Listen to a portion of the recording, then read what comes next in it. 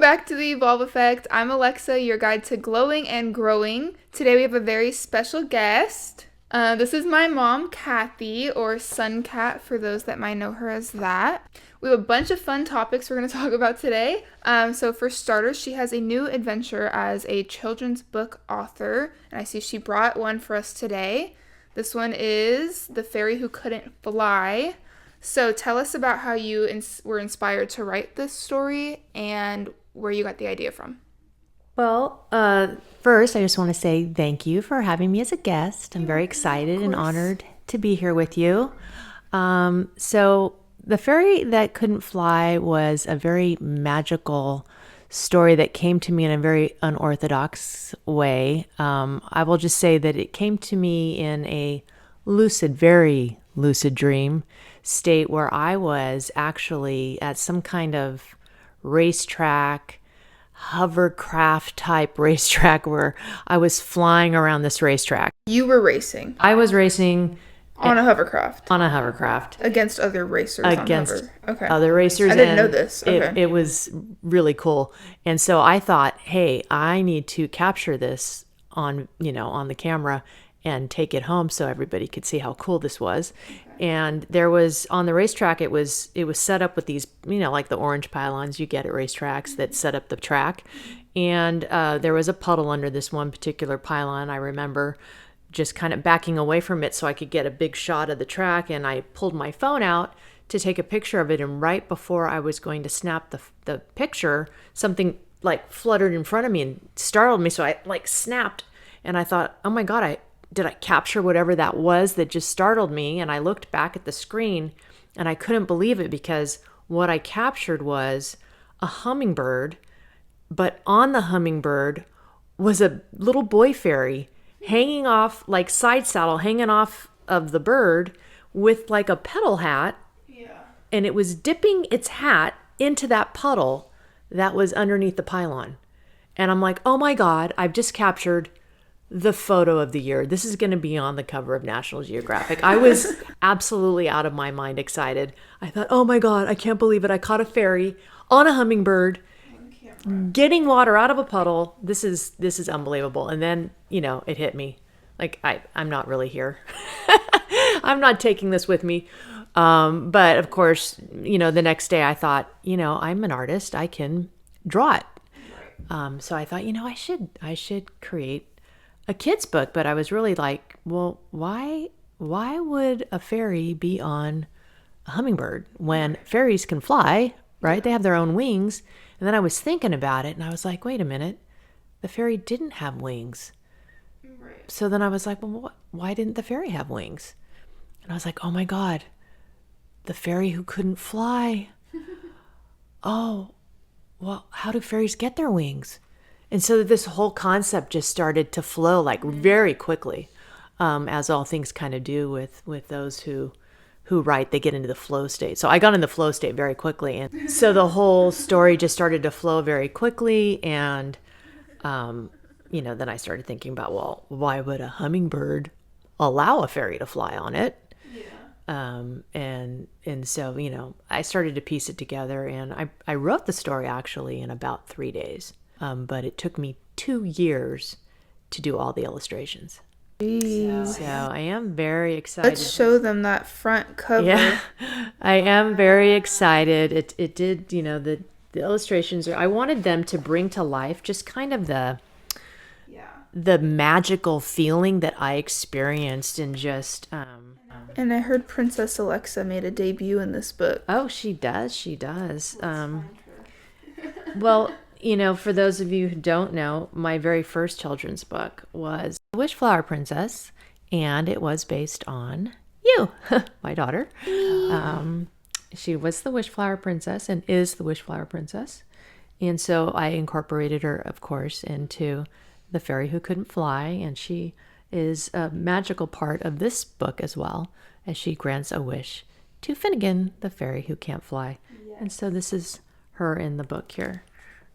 So this is, just a very meaningful story that I think expresses kind of that magical, vibrant moment that I had that I really wanted to bring back to everybody. And I'm excited to share it with the world. Yeah. What age range would you say like is that book for?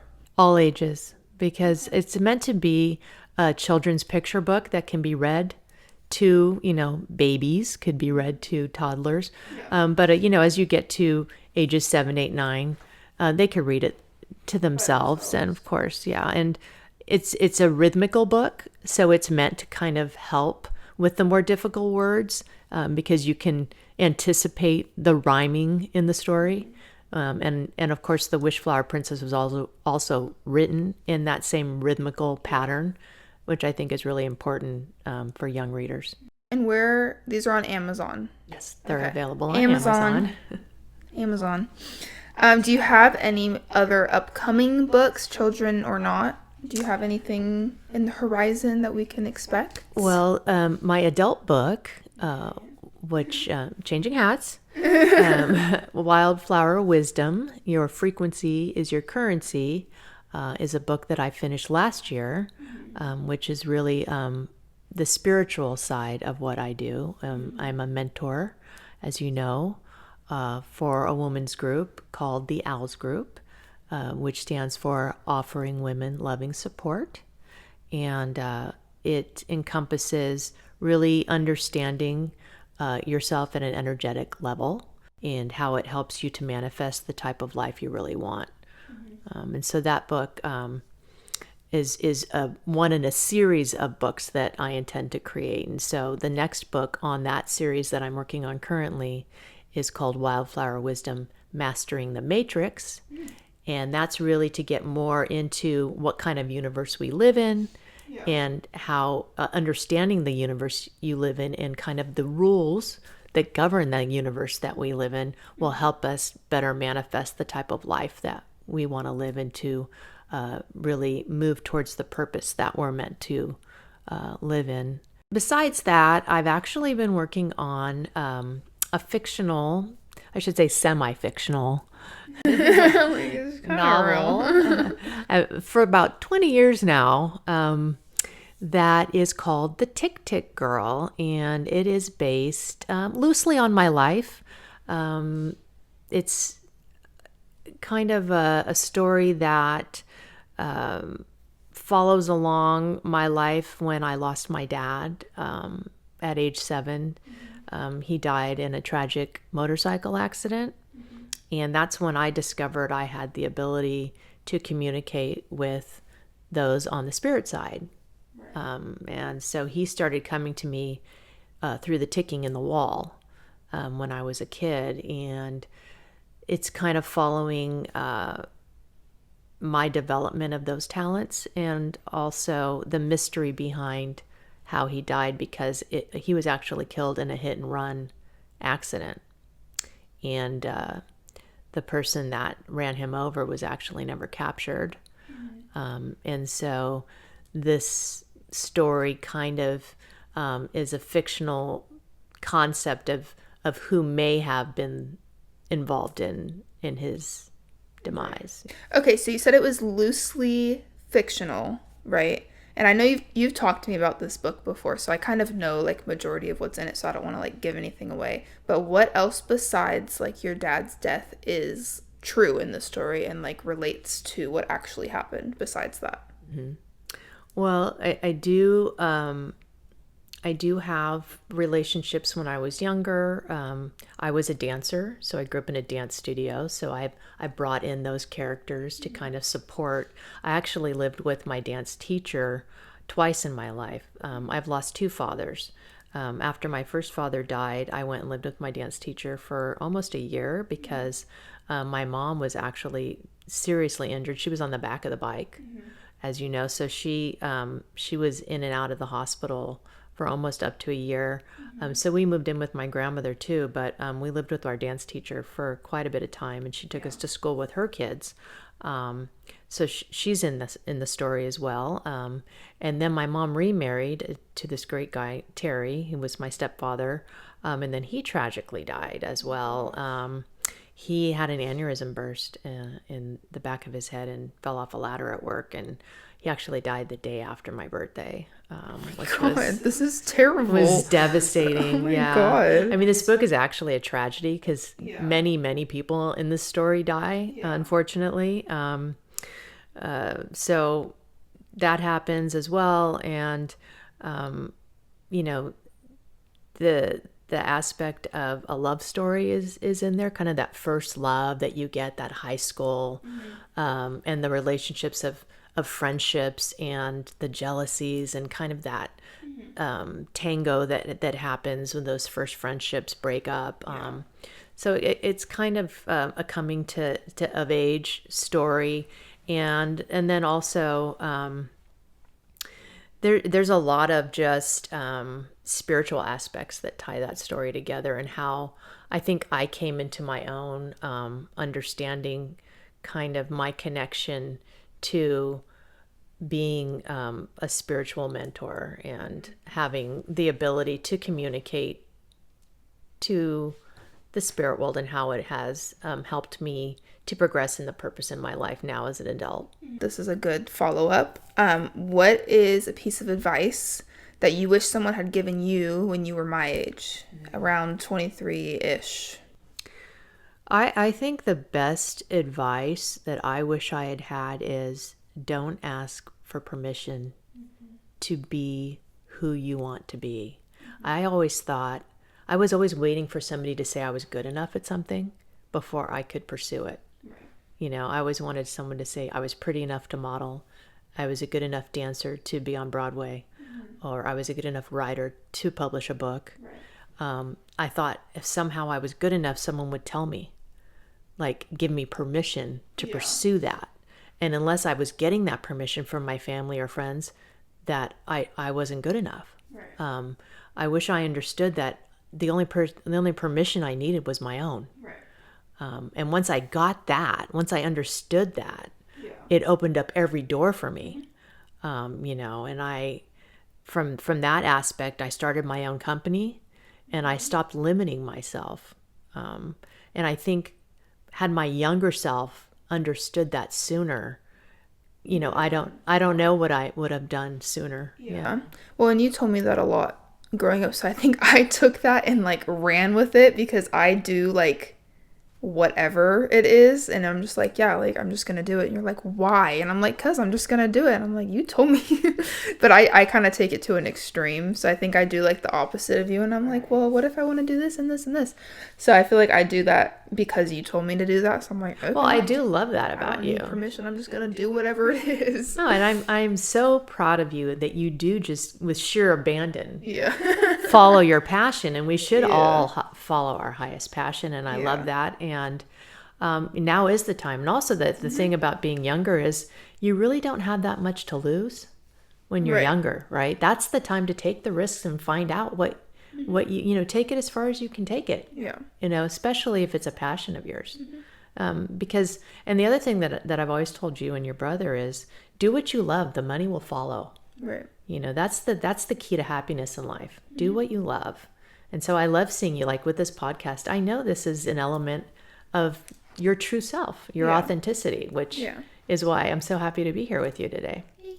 Yeah.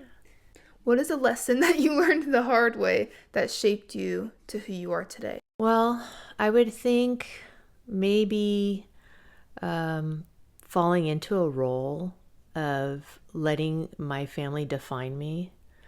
I was always kind of the lazy one. And I think I took on that role because I didn't want to compete with my sister. My sister is brilliant, beautiful, talented. She's just the rock star, you know. She was the golden child. Not her fault. She just was. And she was old. She was older by a year. So she set the bar really high. And I just knew I couldn't compete. So, of course, I had to carve my own path. And that path was kind of like to just rebel and not try. So I fell into that label of just not, you know, not showing up and not being responsible, you know. And I let it kind of derail me in a young age. I skated by. I didn't really try in school. I was always really smart, but I just didn't do my homework. Right. But I'd still get A's in the tests and stuff, but I just didn't apply myself. So, I regret that. And I learned the hard way because I didn't get a scholarship to go to college. So I had to work my way through college and, things were harder for me. And I ended up living in my car when I was younger because I was hard-headed and stubborn and didn't want to listen. Yeah. And had a hard time holding down a job, because I just didn't want to put in the hard work when I was young. Yeah. But I learned the hard way that you do have to be responsible. You do have to show up for yourself. No one's going to give you anything in life. There's no such thing as a free ride or a handout. Yeah. It doesn't matter how smart or talented you think you are. You have to put in the work. And so I learned that the hard way. And by the time I was about 22 or 23, I had finally come to that realization and really turned it around. Actually, it was Amama, mom, who kind of enforced that on me because she actually got me a job that just turned my life around because it was with Cervicor because she had gone looking for a job and it was like a temp to perm type situation and they weren't paying any money. It was like, I don't know, back then maybe $20,000 a year. And she was like, no, I'm not taking that job. I'm too advanced for that. Yeah. But she's like, my daughter, I was unemployed, I'm sure at the time. She'd be perfect for it. Well, I didn't want that job, but she's like, hey, if you want to live here, you're going to go on that interview. Yeah. Like, ugh, because I wanted to model or do something else. I didn't know what I wanted to. Yeah, I didn't want to do that. But anyway, so I went for the interview, and of course, I was great at interview. So I got hired right away, and I didn't know anything about what I was supposed to do for the job. So I remember, like, the first day I showed up, they wanted me to, like, do this computer merging system, and I had no idea what to do. So I had to call my mom and her job. And I'm like on the phone with her, like, okay, so how do I merge? Control F7, what? So like, have her on the phone with me for like an hour trying to figure out how to do my job. But anyway, so with that job though, what ended up happening was I convinced the president of the company to hire me into sales. And because I knew I'd be good at sales, because I had the personality for it. And he was like, well, it's sink or swim. It's commission only.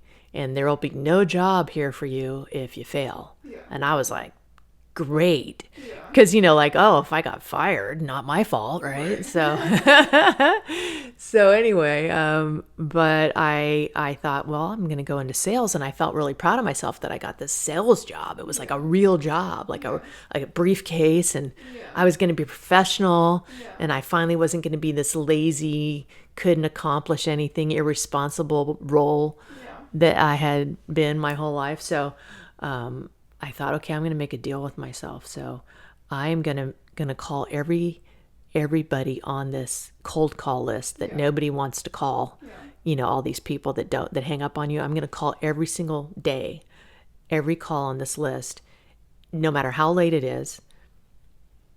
And this is how I'm going to ensure that I'm successful at this. Yeah.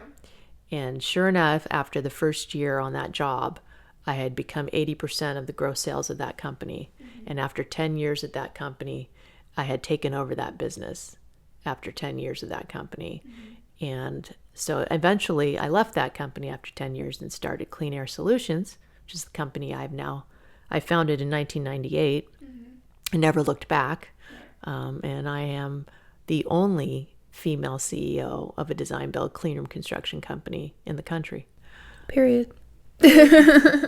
And so that's my success story. But it was really just finally coming to the realization that I didn't need to limit myself, that I had nothing to lose, and that I had to stop putting the labels on myself that I had allowed for me to accept my whole life. I kind of knew some of that story. I didn't know the details, but I knew that I didn't know Alma got you that job. Yeah. I thought that you just like found Well, it. she or didn't get something. me the job. Well, I didn't know that But she she like, got me in the door. Yeah, I didn't know that she like showed you the job or whatever you want to call it. Yeah. Okay, well then on a different switch around, what do you think was your biggest what was your biggest challenge raising me?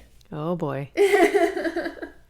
Well, I will just say that as a baby, you were easier than your brother. And that's primarily because you weren't a finicky baby and you were just an easygoing. Yeah. As long as you were with me, you were happy.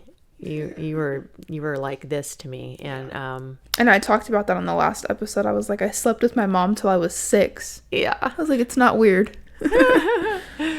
No, you were a really easy baby, except that as you got to the terrible twos, you started getting a little bit willful. You were very strong-minded even then. So I remember I was trying to get you to stay in your room because, you were sleeping with me. And I remember trying to get you in your pajamas and get you to try out your new bed. I had gotten you like a new bedspread. And I thought, oh, I'll make it all pretty. And so she'll go in there. Nope.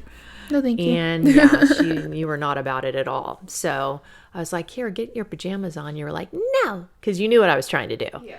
I was trying to separate. And you were like, no. So you threw it and you're like, no, I'm not putting it on. I'm like, come on, they're so nice. And I was like, just put them on and you'll get in your nice, beautiful bed. And you're like, no, I hate it. I don't want to go. And I was like, oh. Is that what I sounded like? Oh, yeah, pretty Minnie much. Mouse. I hate it. Yeah. No.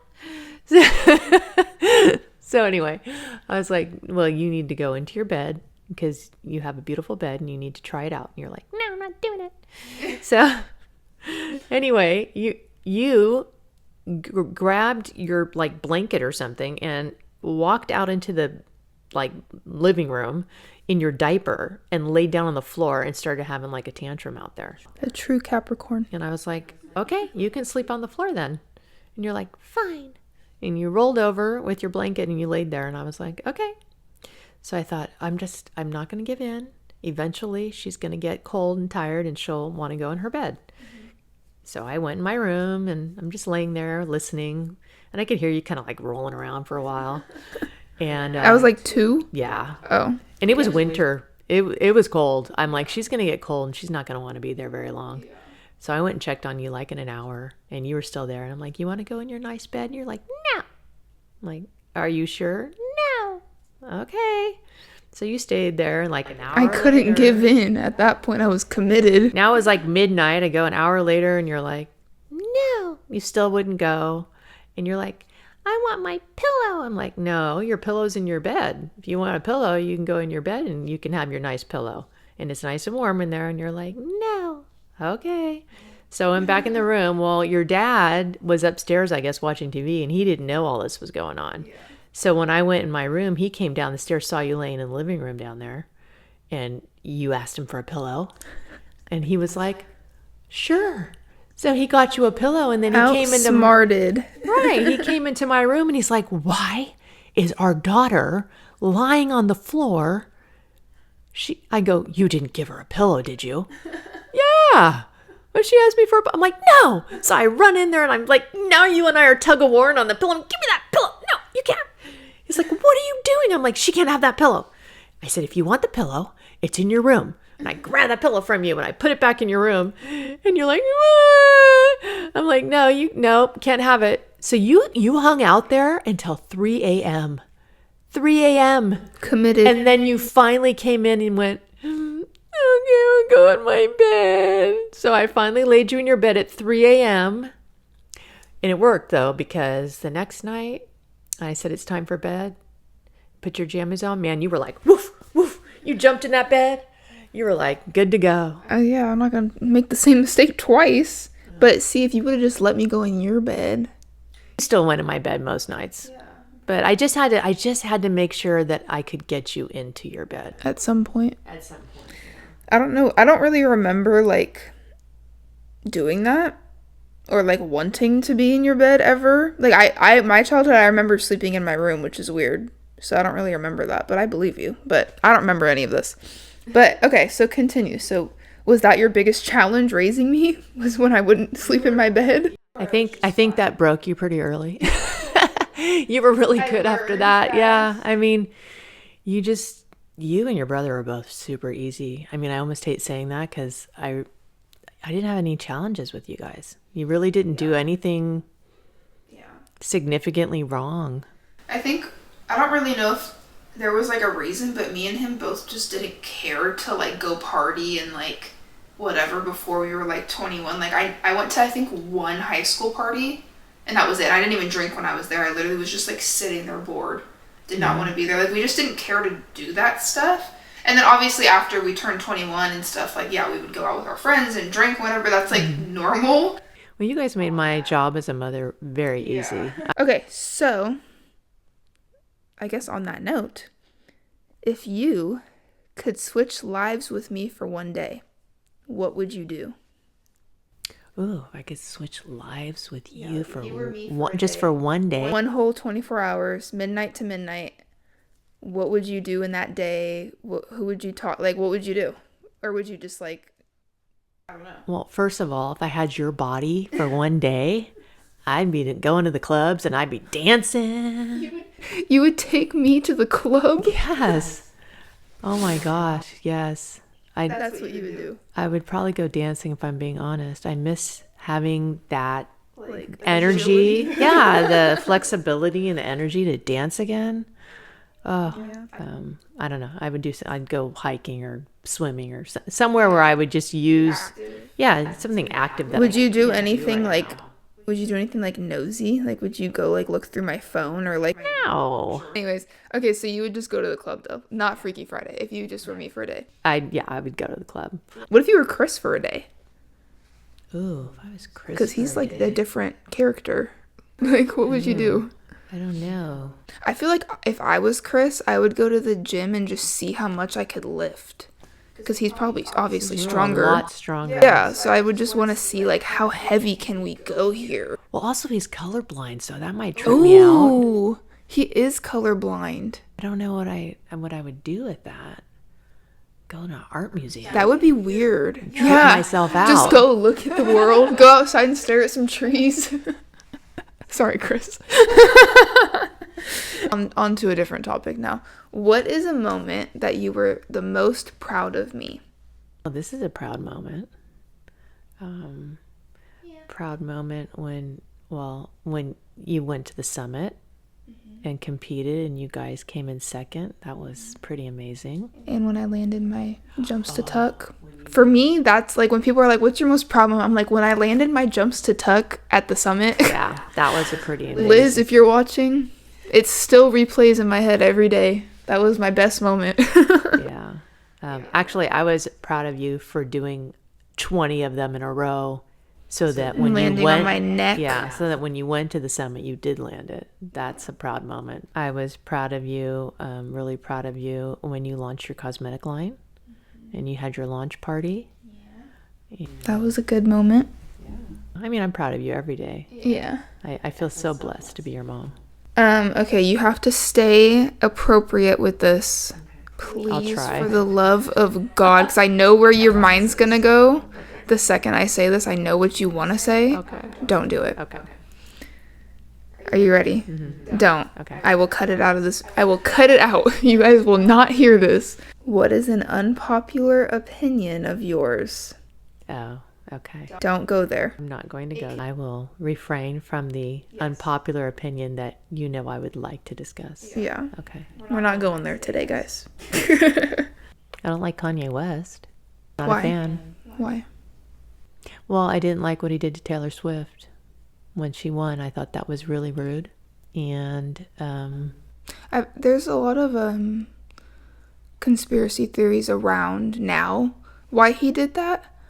The people that are into the whole Beyonce stuff right now, people are kind of saying that Beyonce is like her and Jay-Z, like the whole P. Diddy thing. We're not going to get into P. Diddy. We are not going to get into P. Diddy today. But yeah, we're not doing that. But with that topic, they're saying that Jay-Z is like a part of it, and so is Beyonce. And so they were saying that at every music award, I don't know if you've seen these videos, but at almost every music award, they thank Beyonce. Even if they have like no correlation with her or her music, they always say like, I want to thank Beyonce. And it's like weird. So people are like being like, oh, this is weird.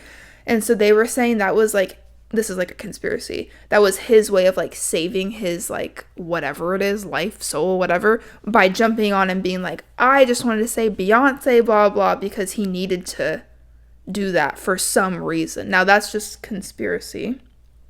I don't know the details, but people are saying like that's why he did that, is because he was in trouble with her or in some shit and had to do that. And Taylor was like one against her, and so then he had to go on there and like vouch for Beyonce. That's just a conspiracy though. I don't know if that's true, but before that conspiracy came out, I was like, yeah, that was fucked.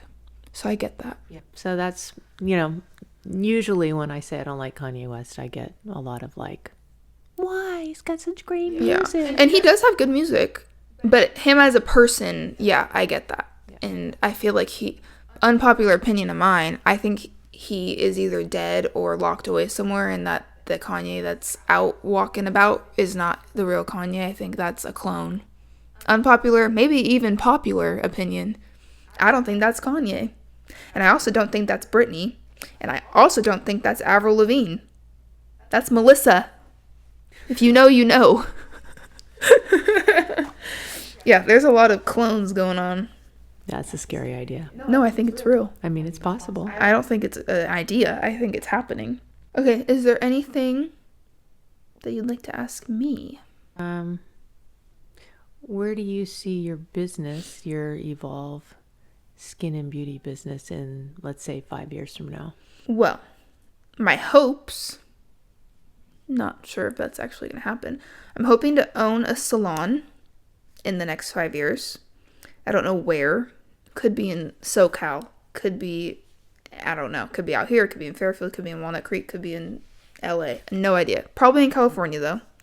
Hoping to own a salon and keep the Evolve vibe.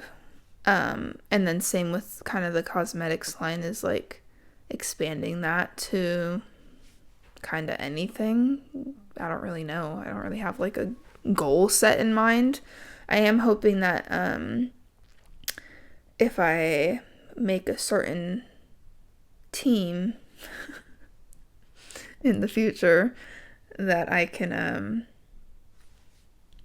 advertise it through that a little bit, the makeup, without giving too much info, because I don't want to talk about that yet. But I really want to own a salon so that I can have other services and stuff like in the building. Like I can have hairstylists, because I don't do hair. People doing hair, nails, massages, kind of all of it in one spot. So it's like a one-stop shop, maybe even a little coffee shop in the front. I don't know. That's kind of what I want to do, but it's just a matter of like doing it and finding where to do it and how to do it and the money to do it. But that's what I really want to do. That's my goal. Yeah, that's my 5-year plan. You kind of already answered these, like, with the other questions, but I'm going to ask you anyways. How would you say that you've evolved personally and professionally? Well, I think that I've evolved personally in a way that I've realized, how do I say this? I guess the key to happiness is really through the experiences that we have and the relationships that we cultivate. Mm-hmm.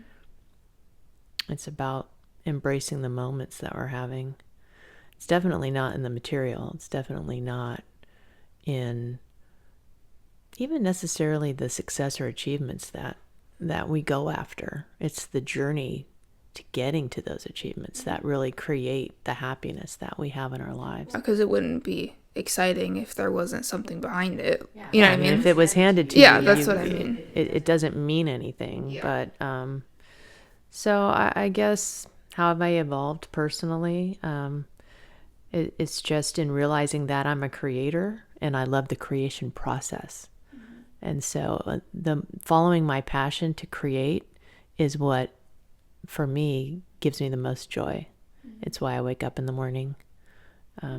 So that's what I love to do.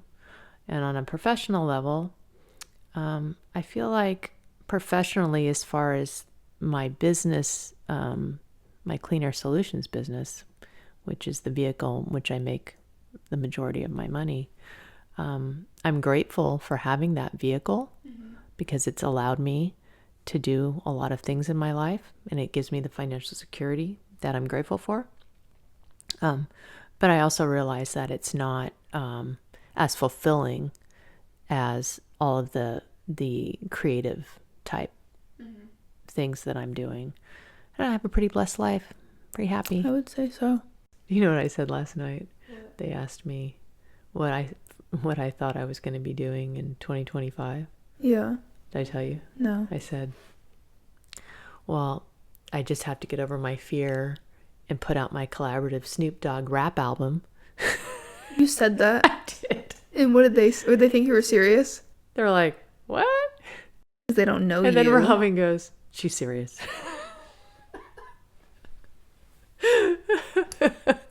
And what, did they actually believe you? No, they started laughing. Oh, okay. And then I said, no, seriously. But it was funny for a half second.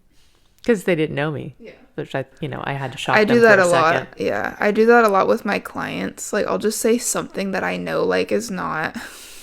I can't even give an example right now. Like, one time this girl came in, and she was, like, a newer client. So I thought it was funny. She came in, and I'm already starting. Like, we're halfway through, and I'm like, this would be funny to say right now. And I was like, we're doing orange, yeah? You want an orange lashes? And I was, like, dead serious saying it, and she, like, froze. And she was like, I was like, I'm kidding. She was like, oh my God. I literally had her, like, twice. Like, I barely knew this girl. Yeah. I was like, I'm just kidding. You know, I do like to mess with people, so. Yeah, me too. I think I get that from you. Mm-hmm. So before we go, let's talk quickly about the Owls group, because you mentioned it in the beginning about your book and how you do that. Explain to the people watching, please, what is the Owls group? What does it stand for? What happens when you're there? Who's invited? Please go. Okay. So the Owls group stands for Offering Women Loving Support. I founded it back in 2014 because I went on a retreat where I was learning a lot of metaphysical things, a lot of meditation techniques, things about your spirit guides, your higher self, greater purpose aspects that I felt like, in our everyday lives, we don't prioritize those things, and we don't explore those different aspects of ourselves. But those types of retreats are really expensive. Typical 3-night stay in Miraval is a minimum $5,000. Yeah. But your average person can't afford that. Yeah. And so when I came back, I didn't really have anybody to talk to about what I was going through and kind of my, aha moments that I was having. And so I thought, well, why don't I start my own group so I could have a collective like-minded group of women that I could share this information with for free. Right. So I started studying a lot of these different types of metaphysical concepts over the years. And then what we do is we meet once a month. Mm-hmm. And it is a woman's group, primarily because as I've been communicating with my spirit guides, my spirit guide in particular is Princess Wildflower. And she is a Native American spirit guide who has encouraged me to help raise the vibrational frequency of the divine feminine, which is also helping Mother Earth Gaia in her transformation into fifth dimensional vibrational frequency, which is kind of an evolutionary process that's happening universally. But in any case, we could go a whole nother episode for that stuff. We won't get into all of that right now. Yeah. But ultimately what it is about a sisterhood. It's about vulnerability, authenticity, women supporting women. That's the most important aspect of it. Yeah. So we come together once a month, and I usually share a new concept that I think helps us evolve and grow and transform together and learn something that probably you wouldn't spend your time focusing on, that I think is really unique and special. And I agree. I've been, so I can input here.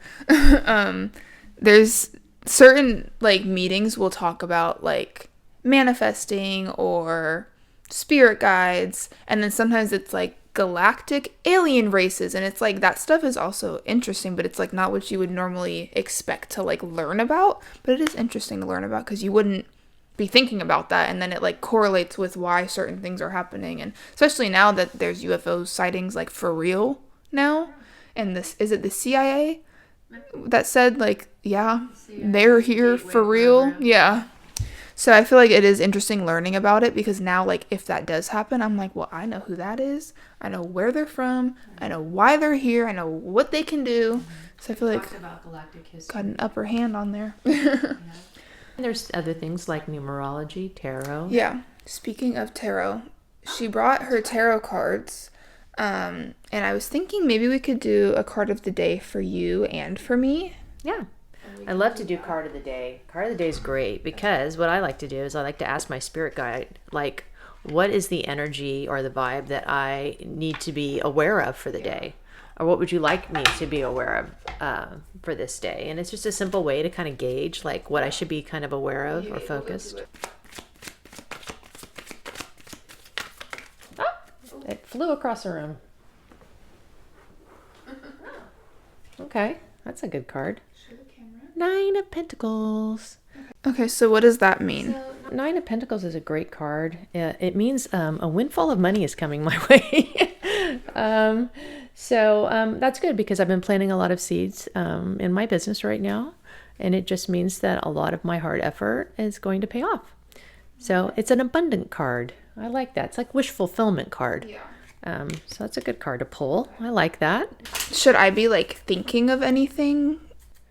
You should just ask your spirit guides what should you be aware of for the day, and let them just tell you. And you can just day? Yeah, for today. What should I be aware of for today? And you can just split the deck or do whatever method you want to use. I'm not gonna look. It only counts if it falls onto my lap. Okay, what do I need to know for today? Fell on your lap. King of Wands. It's a fire card. So that's for today. So what does that mean? That's a good card. It's full of passion. It's about taking action towards your highest passion. Yeah. Oh, okay. Yeah. That makes sense. Because I probably should do that today. I have time. I'm like, should probably start stretching. Okay. Anything else? Was that it? Did you want to do any more cards for anything? Or? No, but I love that you have your 4 cats on the wall. Yeah, I have a behavior pyramid. So this week, Pharaoh's at the bottom. Aww. He was bad this week. Wait a minute. Felix is the one that peed on your clothes. Yeah, Pharaoh was worse this week. Why? What did Pharaoh do? Pharaoh just just gets into shit. And it's just like, dude. Like, I had an Amazon bag out on the floor. Like, I opened it and it was empty and I put it on the ground so we could throw it away. And he was like all into it, and when I ran up to him, he grabbed it in his mouth and starts running with it, and I'm like, dude, what? And so we're trying to watch TV, and all we hear is like, adorable. No, it was annoying. He kept doing it, and so I kept trying to throw it away. Felix peeing on your clothes is worse. I feel like we've like normalized that now, so for us, it's not like, I mean, it's still bad, but we're like, again. Yeah, this morning, he literally jumped. I had him in my closet. On my dresser, I had 3 hoodies that I was going to hang up from last night, and I was like, I'll do it tomorrow. And I just put them on there. This morning, what does he do? Jumps up onto the dresser and takes a piss on my clean 3 new hoodies. All 3 of them. Soiled. Well, I noticed that Finnegan's at the top again. Yeah. Is he like the golden child? Yeah. I keep telling, when I say that, people are like, you can't have a face. I do. Finnegan, he's the perfect cat. Yeah, he really is. He does nothing wrong. He's the firstborn, too. Well, he is the firstborn. And, yeah, he trauma bonded with me. So that was that. Yeah. But he does nothing. Like, I've never gotten mad at him for, like, anything. The only thing he will do is he likes to, like, swipe things off the counter. But that's, like, a very, like, once every 2 months he'll do that. Mm-hmm. He doesn't do anything. He minds his business. He sleeps in his cat room all day. That's all he does. He just goes up there by himself. Or he'll go into our bed and just go to sleep. And then if But he wants to play, he'll bring me Fuji- his toy to go play fetch. Fuji's so attached to you. It's adorable. Fuji is attached at the. If I opened that door, he'd be right here. Aw. He is no. Fuji's fine, but he's bad because Those he's a photos kitten. of you, though, with him just popping up all over you. Yeah, I'll input one. He yeah, he's attached to me. No, none of them are like bad cats, like at all. I got very lucky actually. No, they're with the cute. cats. They're all very chill. They're all at the door right now. You know Oh, that. for sure. Like, just No, they sitting are. there. No, they're all fine. But Felix has a peeing problem. Fuji's 8 months old, so he's crazy and likes to get into everything. Pharaoh's the same. Pharaoh's only 1, so he's just as crazy. Finnegan has like an old soul. He literally doesn't, like, he's perfect. And I keep saying that. Everyone's like, you can't say that. No, he's perfect. Okay, and your listeners should know that she used to be terrified of cats. In fact, she used to wear oven mitts to pick them up because she thought they were going to scratch her. Yeah, I had a very big fear of cats. Like, I wouldn't, if a cat came near me, I'd start sweating and crying. Remember when we had Helmet and he was like this big and I was sweating? I was like, get him off, get him off. Yeah, now I have 4. So, let them in here. Hang on, they're at the door. Oh, the door's open. Hi, baby. Don't step on the computer, Pharaoh. Okay, All the cats are here. here's Juji Bear. All the cat babies. I like your earrings. You know, I knew you were going to tell me that at some point today, and I almost gave I've these been to you. resisting telling you that for like, Okay, you know why you've been resisting? Because I was going to give these to you for Christmas. I was like, tell her. No, don't tell her. Tell her. No, don't tell her. I bought them for myself. Okay, so initially they were for me. And then I was looking at them, I was like, maybe I should give these to my mom. Like, I think she would like them. Anyways, I bought these at Village 360, actually. There was like a little vendor thing there. Yeah, they were upstairs. There was like a girl, her name's like Adriana or Ariana.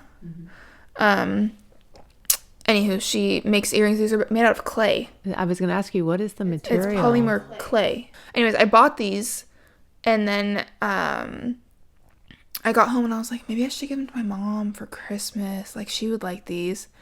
And then I was going somewhere, and I was like, oh, but these earrings would look really good with my outfit.